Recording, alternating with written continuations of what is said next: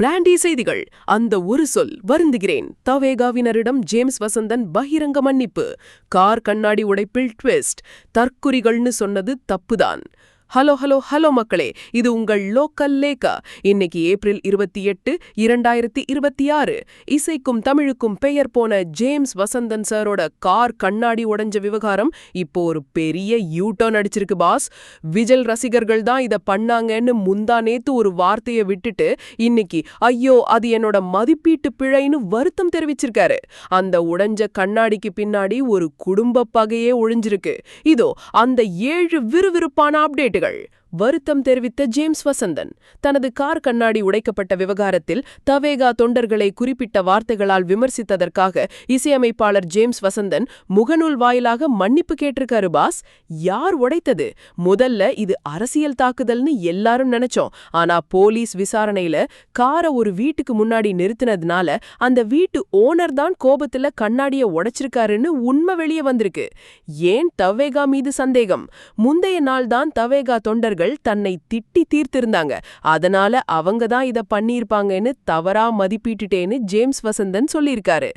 அந்த குறிப்பிட்ட சொல் ஊடகங்கள்ல ரொம்ப எச்சரிக்கையா இருக்கிற நான் உணர்ச்சி வசப்பட்டு அந்த பெயரை பயன்படுத்திட்டது எனக்கு பெரிய உறுத்தலை கொடுக்குதுன்னு வேதனைப்பட்டிருக்காரு. குடும்பப்பகை. ஜேம்ஸ் வசந்தன் காரை விருத்திய இடத்துக்கும் அங்கு இருக்கிற உணவகத்துக்கும் நீண்ட கால பகை இருந்திருக்கு. அந்த பகையில பலியானது நம்ம இசையமைப்பாளர் கார் தான் பாஸ். மனைவியின் கவலை. வெயில்ல கண்ணாடி உடைஞ்சிருக்கும்னு மனைவி சொன்னப்போ இல்ல இது தாக்குதல்னு சொல்லி ஃபேஸ்புக்ல போஸ்ட் போட்டதுதான் இவ்ளோ பெரிய அரசியல் பூதாகாரமா மாறிருக்கு. அனுபவ பாடம். இத்தனை வருஷ அனுபவத்திலையும் இப்படி ஒரு தப்பு பண்ணிட்டேனேன்னு சொல்லி வாழ்க்கையில அனுபவ பாடங்களுக்கு முடிவே இல்லைன்னு ஒரு தத்துவத்தோட முடிச்சிருக்காரு ஜேம்ஸ் வசந்தன்.